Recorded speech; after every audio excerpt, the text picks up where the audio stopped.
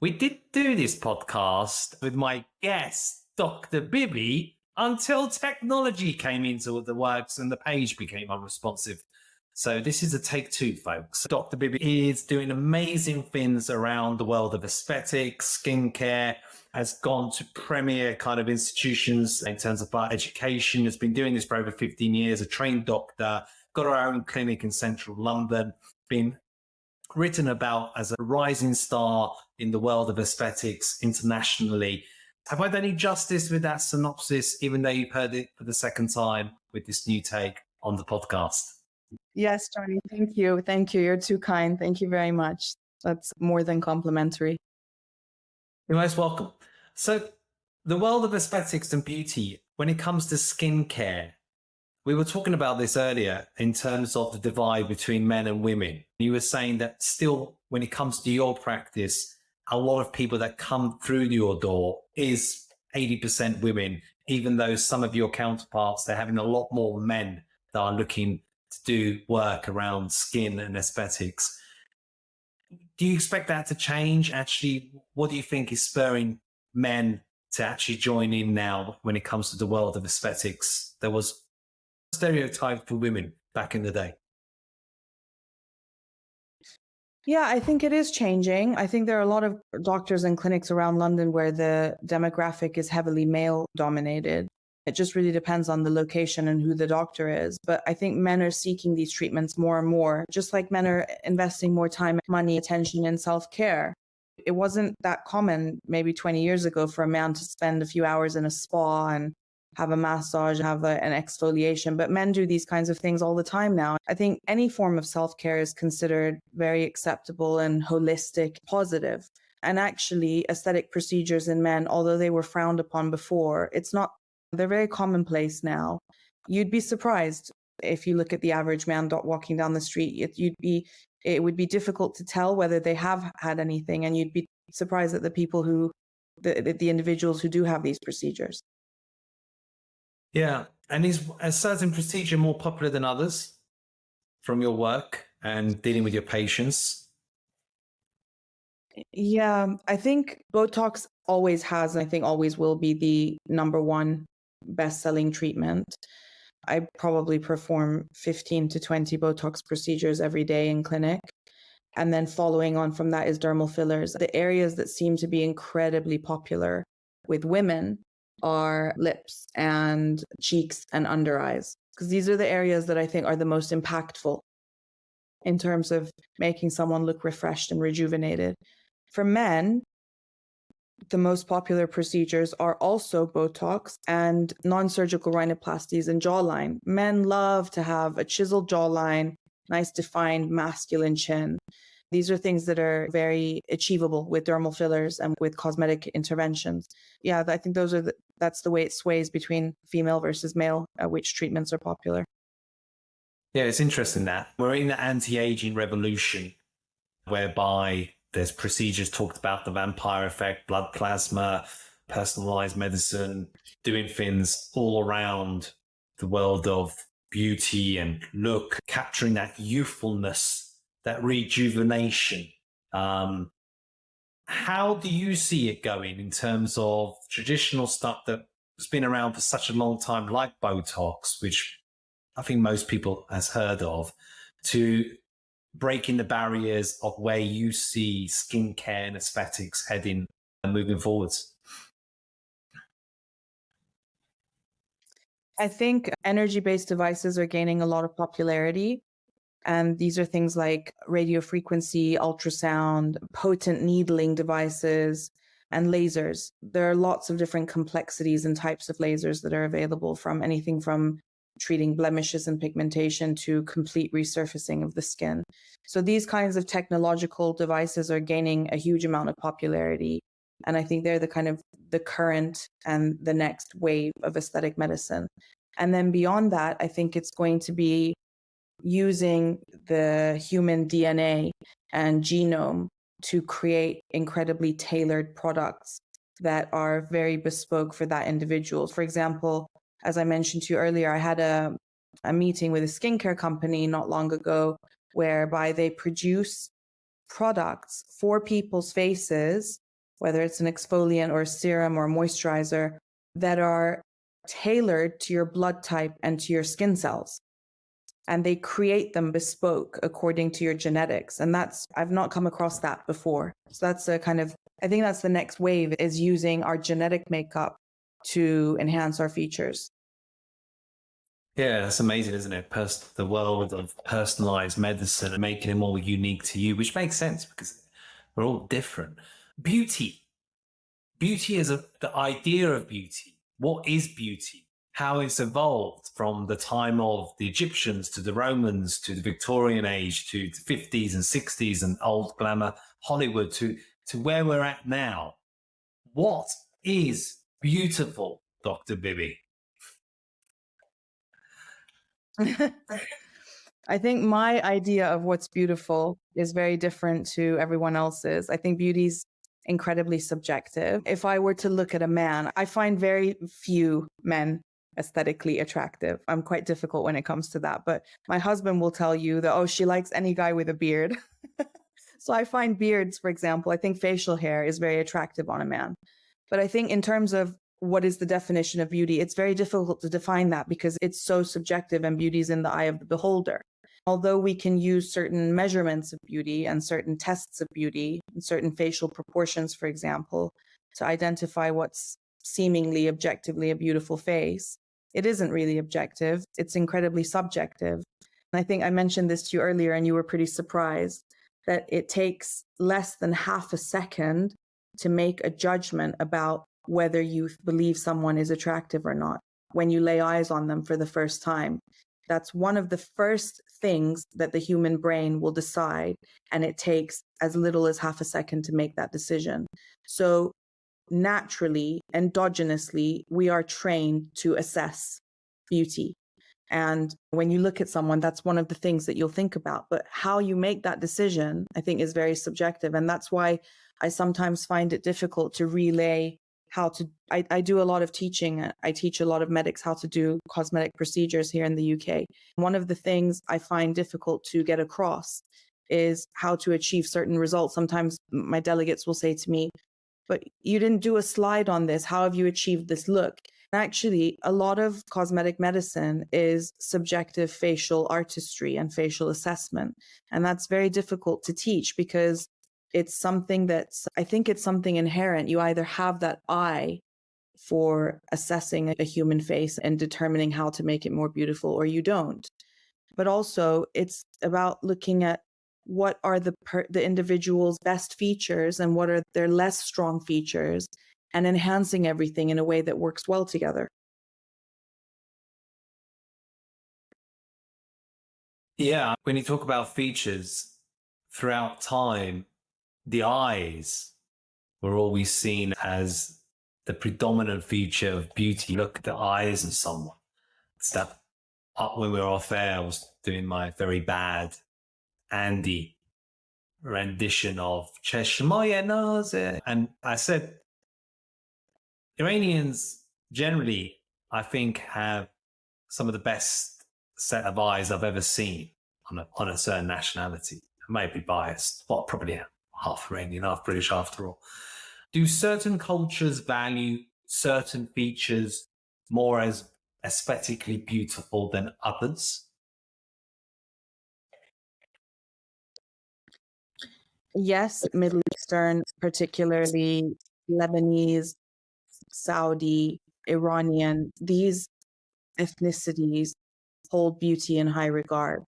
And you only have to take a handful of the women of each of these cultures and look at how much time they spend on self-care and on self-presentation to identify how important it is to these cultures.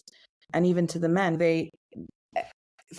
in certain cultures, people spend more time trying to make themselves look presentable, look attractive to the opposite sex, look turned out, because it's something that inherently has been important for them throughout time in their families, in the way that they've been raised.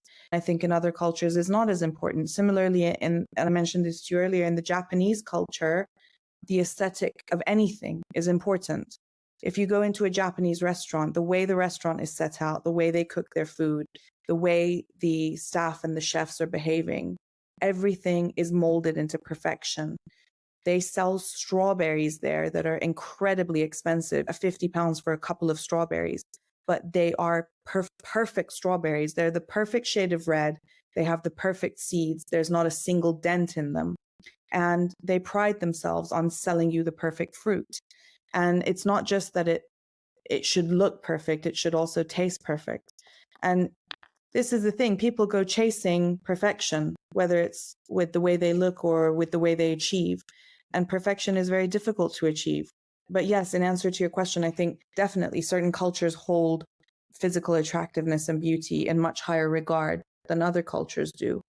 It's funny because I grew up in America. I don't think that in America, if you're, it's so diverse there. There's so many people from so many different backgrounds that you could look like anyone and it doesn't make any difference. But I think in certain ethnicities, without naming what they are, if you look a certain way, you tend to get ahead more easily. And that might seem like a really crazy and sexualist ideology, but I think I think it's inevitable. That is how it is. That's how the human brain works. I agree, because we're constantly making judgments. How someone looks, how their body language is, how they make eye contact, and whether we like it or not, we all do it subconsciously or consciously. And it's, if you look good, you feel good. This whole definition of beauty, people say, is in the eye of the beholder, etc., and all that. But you can be the best version of you, of what looks great for you, Yes. of bringing out the best in you. And in a world where we're bombarded by images and overloaded with information and the world of social media, and we've said, oh, this is the perfect body, this is the perfect self, this is the perfect self way of looking, and it causes youngsters to maybe have some hang-ups about their appearance. It causes insecurity. It causes that imposter syndrome. Oh, I suck. Look at that. Look at that. How do you manage all of that when it comes to recognizing what is right for someone in doing work and what's actually wrong for someone in working on them in terms of aesthetics and skincare? That's a really interesting question. And I think that's a really important question. I don't follow trends. I'm not a big fan of trends in any sense, whether it's a fashion trend or a beauty trend or a life trend. I'm very much guided by my ethics and by my morals because I'm from an NHS background where you treat everyone equal. And to be an NHS doctor, your morals have to be very strong.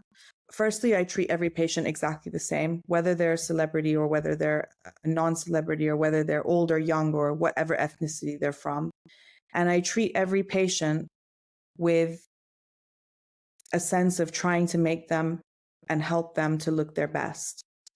And that does take into account their own desire of what they think will suit their face and what they've come in for, what they've come in requesting. But what supersedes that is me taking a step back and thinking, what will bring out this patient's prettiest features? What will make them probably feel more confident about themselves? So sometimes patients will come in and say, can I have the fox eye? I've seen this fox eye on TikTok. I want my eyes to look like this, that's a crazy request. Nobody has eyes that actually look like that unless their ethnicity looks like that. So to go on TikTok and see people that look this way and then go in and request a doctor to make you look like that, it's going to take a huge amount of intervention.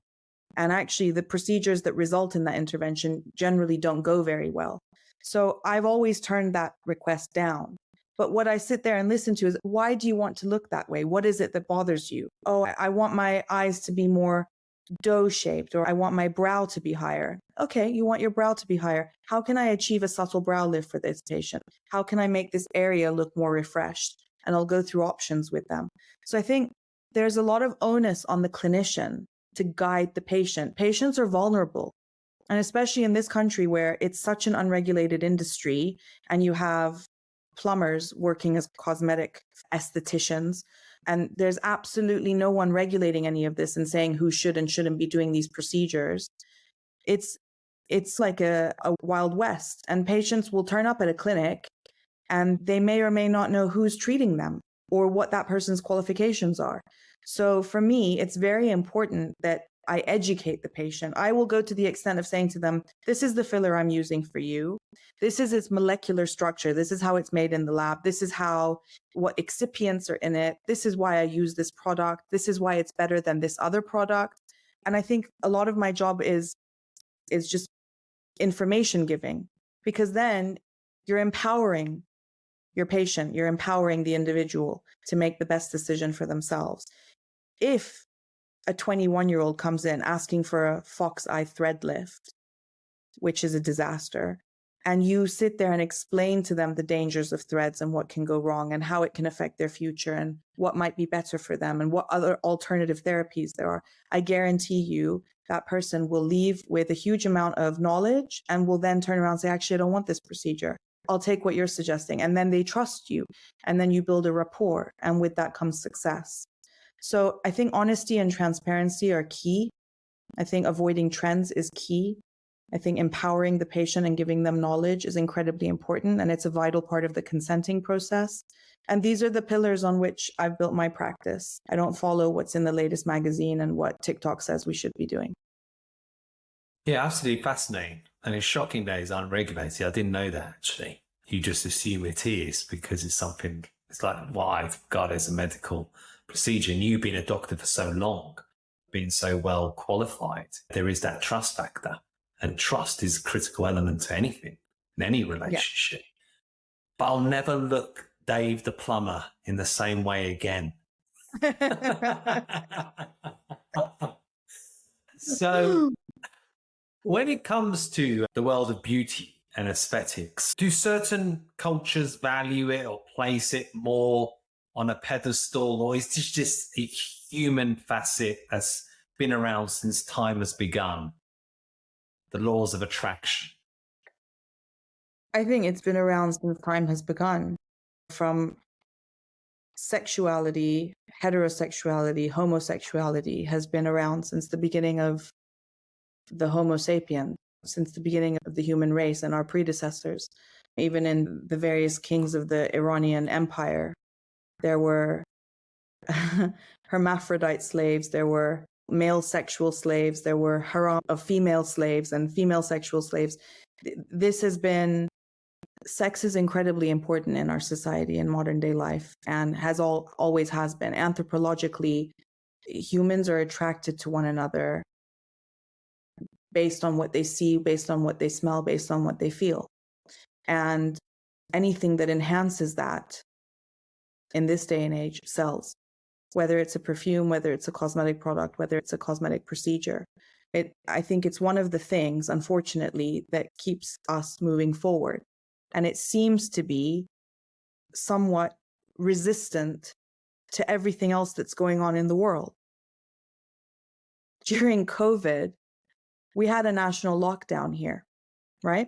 We weren't allowed out of the house. The Prime Minister said you can leave the house for a period of 20 minutes a day for exercise, or if you're an emergency worker, or if you have an emergency. So we were locked in.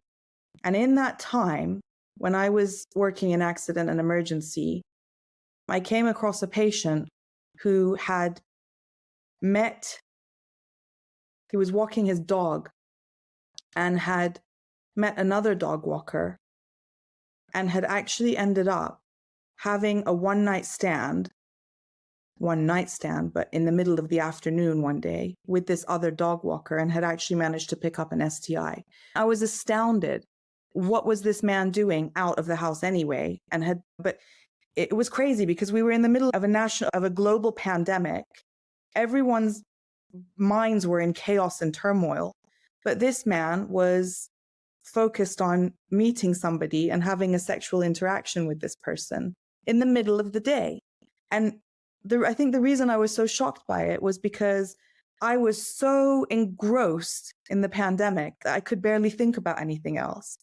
But it just goes to show that actually, no matter what's going on around us, sexual relations will continue, human attraction will continue, people finding other people attractive will continue, and the concept of beauty will prevail over many other things. And that's one of the reasons why the cosmetic industry and the beauty industry is one of the strongest industries in the world.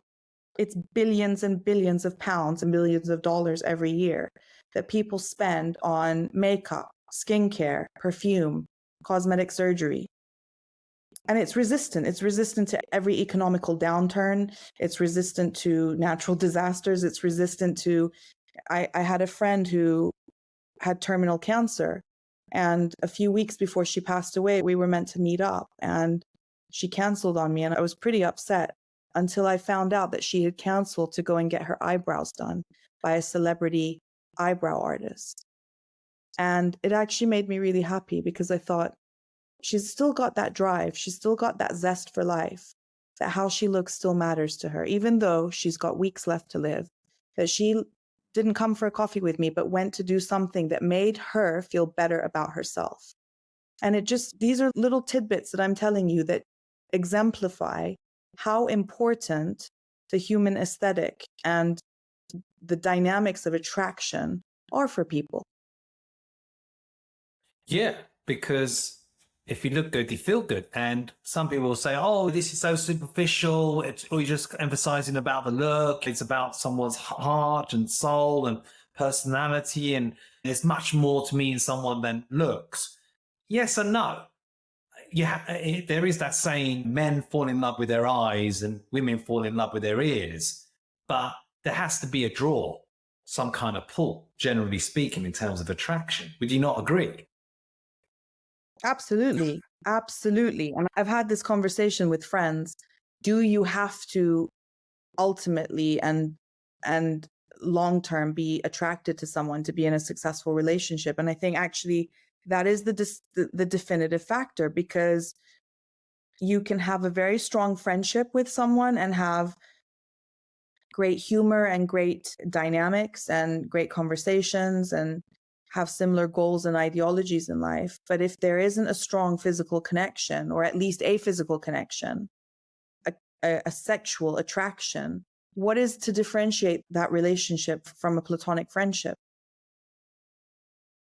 And actually, when the physical attraction is incredibly strong, I'm of the opinion that it overrides everything else. Because as much as we are advanced cognitively and philosophically and technologically, humans are still animals at the end of the day. And as barbaric as this sounds, I think a lot of men still think sexually and a lot of women think sexually. And that's why certain wrong things happen. That's why, for example, affairs happen, or that's why men have mistresses or people have open marriages, because it's sometimes very difficult for the human individual to rein in that overriding sexual tendency based on the physical attraction to another human. Beauty is, you can't deny its significance in our lives. You can't. However spiritual someone may be, immaterial someone may think, it plays an important role in all aspects of our lives, from interiors to what we wear, to how we look, to what car we drive. It plays a role in everything. No, I agree. Taking pride in your appearance, making the best of yourself, being the best version of you, that applies in every aspect, both within and outside.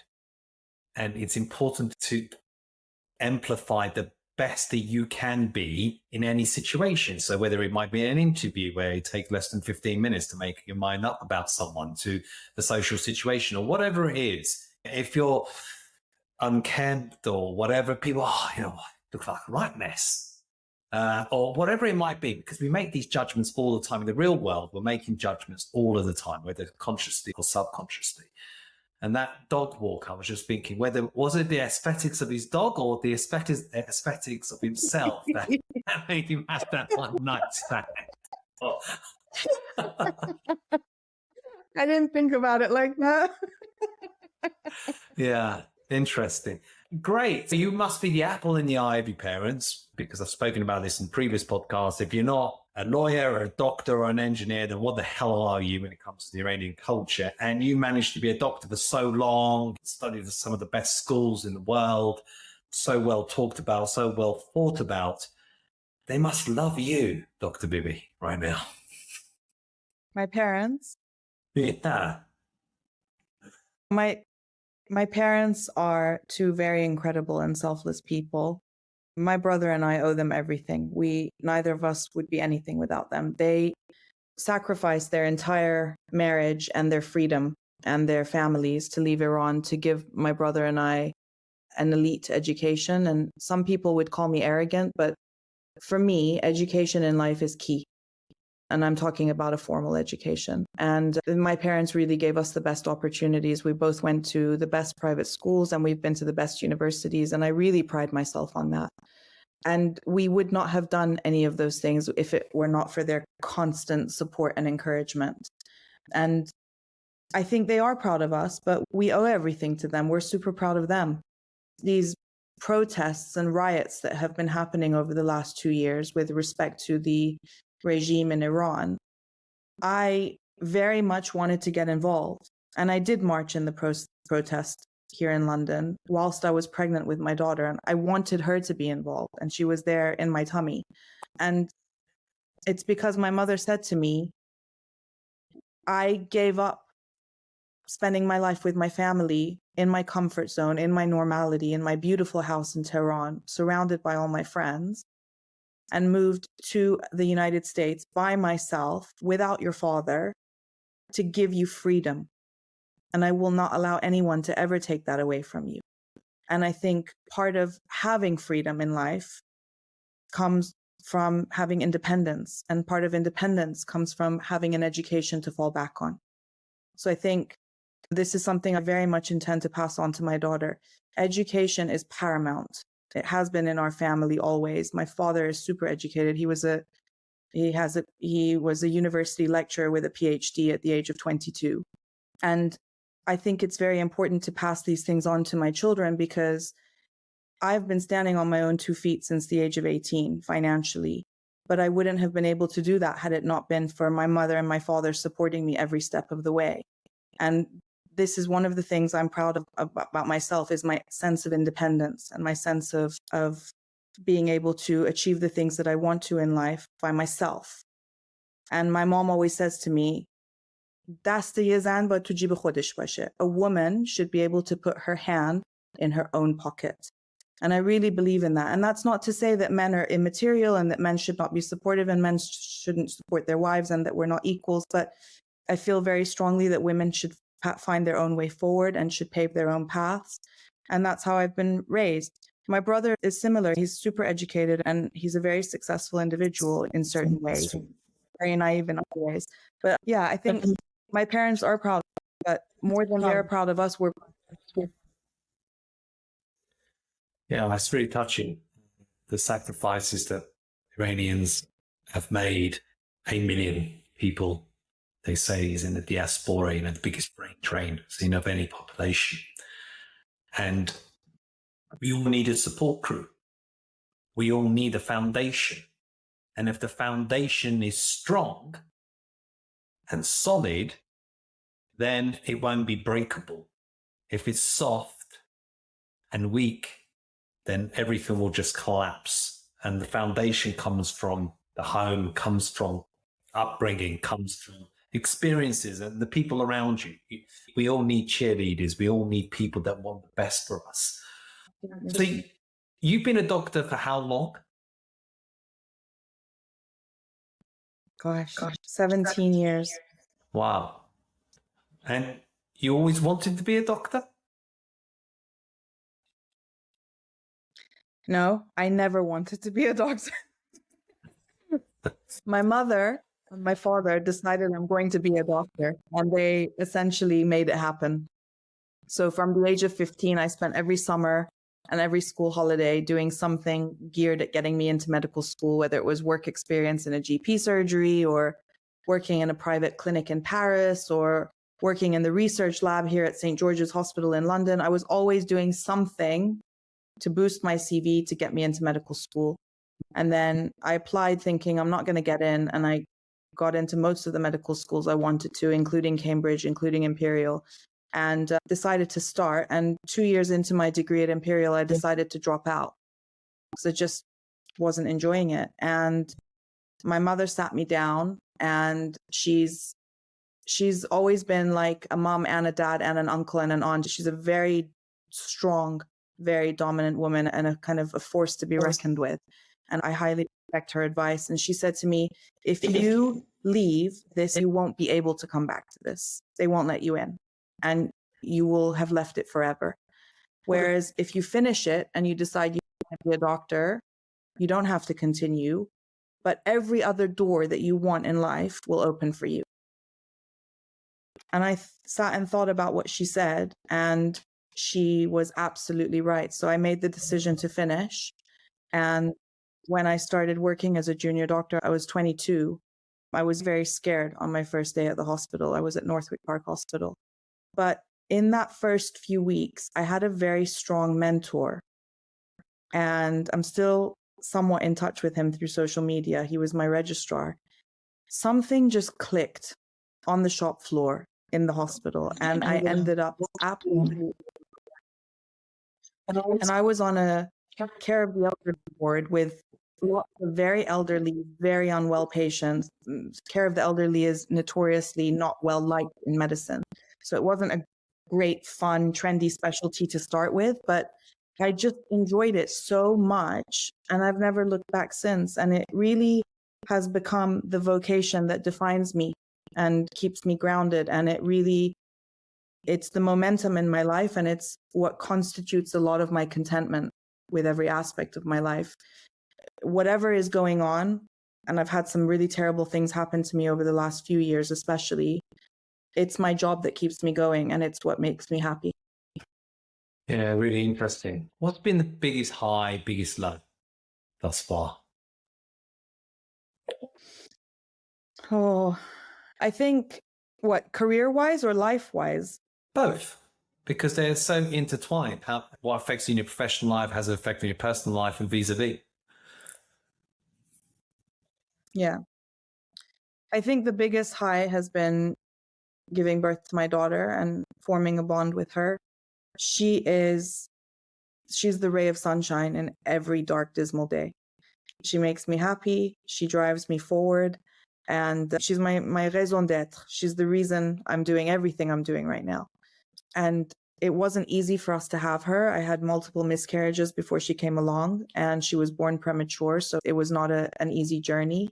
But they say that nothing worth having in life comes easy. And that's definitely true about our little Loriana. So definitely my high has been her. Another high has been the clinic catapulting to success in a very short period of time. Over 12 to 18 months, I was on the top 10 list of multiple publications in the country. So that was really satisfying.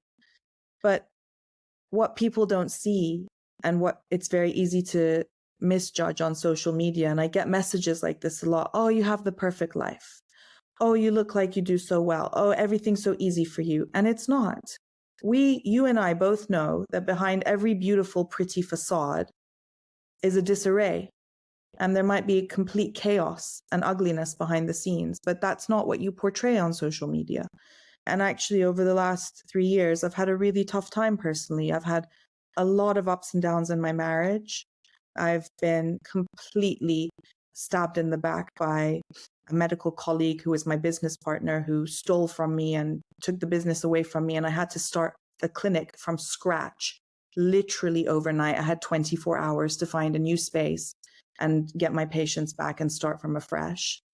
And my mother was incredibly ill for 2 years, and we nearly lost her. So I've had a lot of awful things happen in a very short space of time. But I think when that happens to you, it either breaks you or makes you. And a lot of my friends at some point have criticized me, not in a bad way, but have said, are you really processing everything that's going on here? Are you really taking it in because you're not quite sure you're okay? You seem to just be getting on with things. But as a medic, I've always been taught to just get on with it. This is the task. Get on with it. Just go and do it. And I think that's how I am with life. Life throws hurdles at you and you jump over them. And I have used all this adversity to drive myself forward. And actually, my colleague stabbing me in the back was the best thing that happened to me career-wise in a long time, because the Dr. Bibi clinic was established and it skyrocketed. And my mom getting ill, in a way, was a good thing because it's brought the entire family closer together. And we now value each other even more than before. And every moment is even more precious than before. The high and the low, it's great to talk about these, but actually what's even better to talk about is what you learn from them. And what I've learned is that the most precious thing we have in life is each other and time. And those are both things that once taken away, you can never get back. So it's really important to value them. Yeah, first and foremost, wishing your mum good health. Thank you. And you're so right. I think where most people are guilty of is that we all think we have more time than what we do. I'll do that tomorrow. Yeah. Or one day I'll do this. Actually, make it day one. Make it day one, because nothing is ever promised for a tomorrow. You have to just make the most of it. And so many of those things that you said, they were touching and they came from the heart, because yeah, people do have this conception when it comes to social media, or people who are highly successful like you are perfect life, perfect family, perfect being, perfect everything. My life, it sucks. You know, and they look at themselves and they feel bad about themselves, but nobody knows what goes on behind closed doors. No. Nobody. No. And it's important to realize that. When it comes to extremes and people wanting work done, we have all these headlines about where she's just gone way over to that extreme, and what she's done to her face, to what she had. Is that a real thing in terms of either youngsters that are pushing the boat because it's oh, I want this and I want that, or people that they don't know when to stop or when enough is enough? Yeah, I think that's a real risk. And I think the onus, again, is on the clinician to guide patients appropriately, because patients will come in through the door and ask for all sorts of things. And it may be things that would benefit them, and it may be things that are actually quite detrimental to them. And I think actually, more than reflecting badly on the individual, it reflects badly on their clinician. Because I'm not sitting there thinking Madonna looks strange and why has she done this to herself. I want to know who's her doctor and why did they make her look like that. So I think there's a huge amount of responsibility on us as medical professionals. We have a responsibility towards our patient. We have a responsibility to educate them, to give them all the information, to allow them to make an informed decision, to help them to make the right decision. And we have a responsibility to say no when something is not appropriate. So yeah, sometimes just yesterday, someone emailed the clinic and at the age of 17 and wants this procedure and that procedure. And I said to my PA, no, it's illegal in this country now anyway, but it wasn't a few years ago. You can't treat someone that young. I blame social media a lot, and with celebrities, it's very difficult to blame them because they are under a huge amount of pressure and manipulation from society about how they're viewed and how they come across. And I can't even imagine what they go through on a daily basis. They have to spend their whole life in the public eye, and that's the pressure that comes with that is immense. So I think we talk a lot as medics about alienization.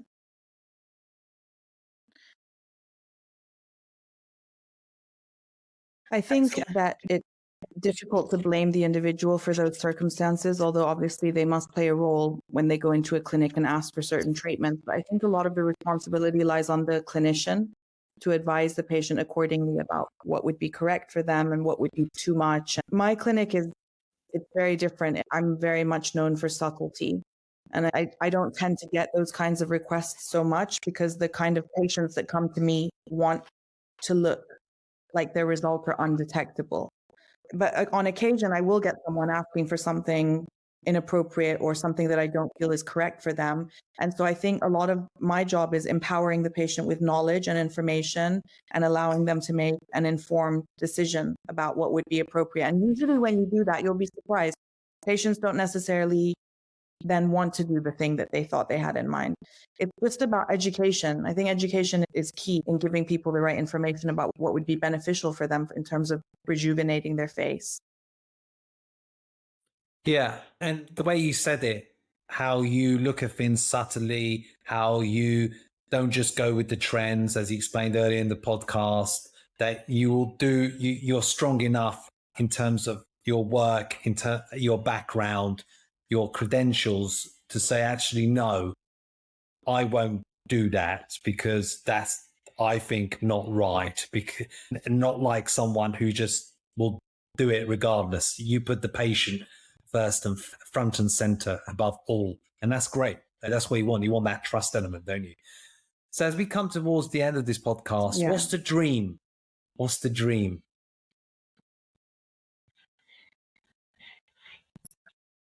I think in terms of my life aspirations, I would love to just see Loriana grow up to be happy and whatever that entails for her. I want her to have a happy environment, and I want her to not have the pressure of feeling like she needs to achieve in certain ways. I want her to grow up to do what makes her happy and to follow her passion. I think following a passion in life is very important because you don't feel like you're working, you feel like you're having fun. And my husband and I talk about this a lot, and he's like, why are you such a workaholic? But what he doesn't sometimes appreciate is that my work is so much fun for me that it doesn't feel like work. I want her to have the same. I think it's quite hard to find that. Most people I know don't have that. They don't love their jobs. They don't adore their profession. So I would quite like her to have that. And then in terms of my career, I very much want to still have an active role in the NHS. I believe it's a fundamentally precious system, and I want to see it succeed, and I want to give back to it always. It's the system that trained me, and I feel forever indebted to it. But in terms of the clinic, I want the clinic to become even more successful. But the reason I want that to happen is because I very much want to expand my philanthropic efforts. I started a cleft lip initiative 18 months ago. I treat individuals affected by cleft lip and cleft palate completely complimentary. And the initiative started off really slow, but it's taken off in a massive way. And I'm treating patients from not only all over the UK, but from abroad. And we have a 6-month waiting list now, which it's doing very well, but I want to expand that into providing some sort of a philanthropic venture for children. And I think really where that came from is when my daughter was premature, we had such amazing service from the neonatal intensive care team in the NHS. And I came into contact with a lot of families that weren't as fortunate as my husband and I are. And I really want to try and use the clinic's success to start some sort of a venture for children. So I think that's my goal over the next 2 to 3 years. So that's the dream. Yeah, and there's 3 themes that are common to you in this podcast is mission, passion, purpose. Mission, passion, purpose. And you got that front and center. So it's been wonderful. I've really enjoyed the conversation, even though we've done it 2 times. The second version was better though. Which is great. How do people get to know more about you in terms of your clinic name, if they want to reach out for any kind of work or procedure, or your best socials? What would that be? So my clinic is called Dr Bibi Clinic, where the doctor is spelled out DOCTOR. And my website is www.drbibi.co.uk, again with the doctor spelled out. And I'm also quite present on Instagram. Dr.bi is my Instagram handle. So I'm more than happy to interact with people on there or through booking into me at the clinic, which is at number 10 Harley Street in London. And I'll put it in the show notes for anyone who wants to reach out. But it's been an absolute pleasure. Khairi Mamoon, wishing you and your family well.